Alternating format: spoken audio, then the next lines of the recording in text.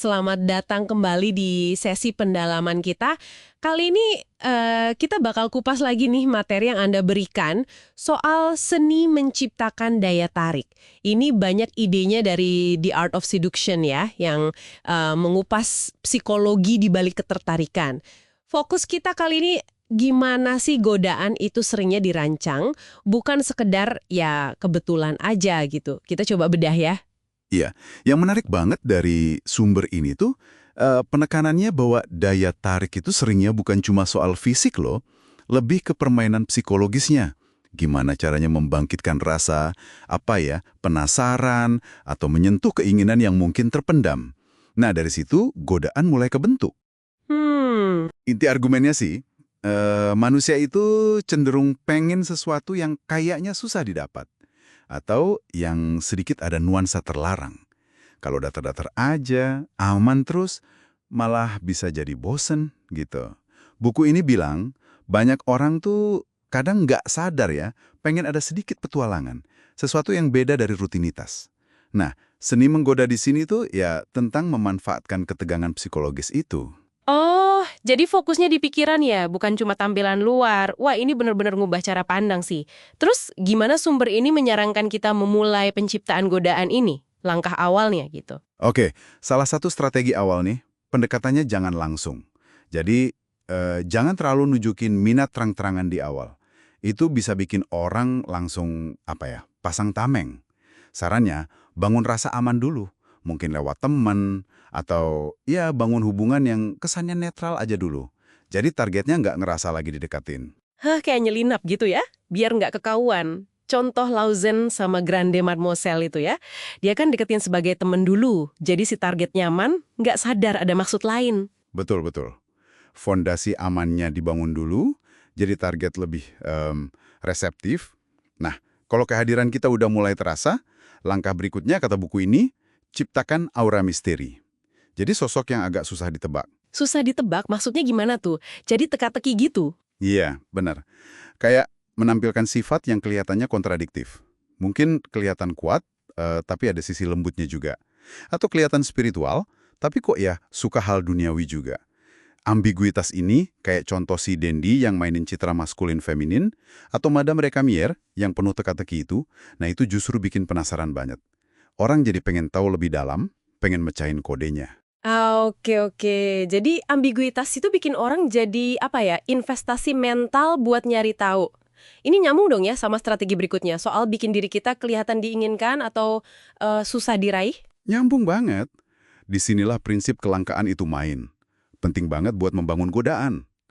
Caranya, ya bikin diri kita kelihatan diminati orang lain. Atau sesekali jaga jarak. Muncul, terus ngilang bentar. Ini ngasih kesan kalau, dapatin perhatian kita tuh semacam pencapaian gitu. Kayak siren di mitologi itu ya, yang narik dari jauh. Atau sengaja bikin ada segitiga persaingan biar target merasa perlu, berjuang. Persis. Contohnya kayak kisah Kristeta itu, yang bikin Don Juan ngejar dia lagi dengan cara bikin seolah-olah dia udah terlarang. Atau udah ada yang punya. Ini kan membalik dinamika. Yang tadinya didekati, sekarang malah jadi ngerasa dia yang ngejar. Nilai kita di mata dia jadi naik. Menarik. Terus, ada juga soal daya tarik dari sesuatu yang melanggar batas atau tabu. Itu gimana penjelasannya? Nah, ini juga unik. Ternyata, ada daya pikat tersendiri dari hal-hal yang sedikit berbahaya atau menentang norma.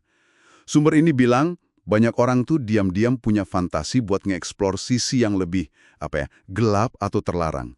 Jadi kalau kita bisa ngasih kesan, nggak terlalu terikat aturan, entah itu soal usia, status, atau apapun, itu bisa jadi menarik banget.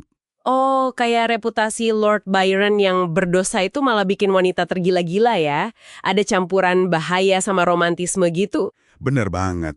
Ada sensasi tersendiri gitu loh, waktu interaksi sama orang yang bawa nuansa transgresi. Kayak petualangan di luar batas wajar. Ini nyentuh fantasi yang terpendam. Terus ini nih yang agak mengejutkan buat saya. Gagasan kalau terlalu baik itu bisa ngebosenin.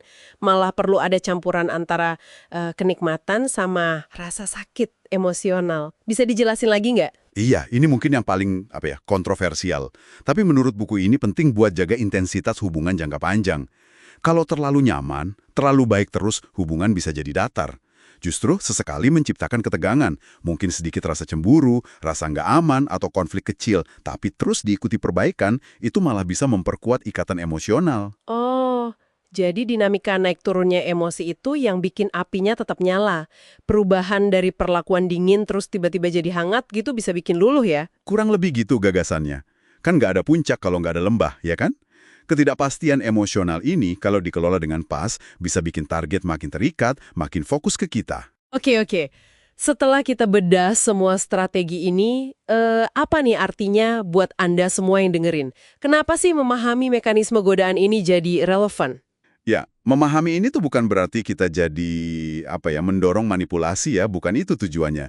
Tapi lebih ke meningkatkan kesadaran kita aja soal dinamika psikologis yang sebenarnya bekerja di sekitar kita. Pola-pola pengaruh kayak gini kan ada di mana-mana. Di pemasaran, politik, dinamika sosial, dan ya jelas, di hubungan personal. Kalau kita kenal polanya, kita bisa lebih bijak gitu loh dalam berinteraksi, memahami motivasi orang lain, dan juga keinginan kita sendiri. Jadi kalau dirangkum nih, sumber kita kali ini nunjukin kalau godaan itu seringnya hasil dari strategi psikologis yang direncanain ya. Mulai dari pendekatan yang nggak langsung, bangun misteri, mainin kelangkaan, nyentuh sisi terlarang, sampai mainin emosi antara nyaman dan nggak nyaman. Iya, dan ini mungkin ninggalin satu pertanyaan buat Anda renungkan di rumah.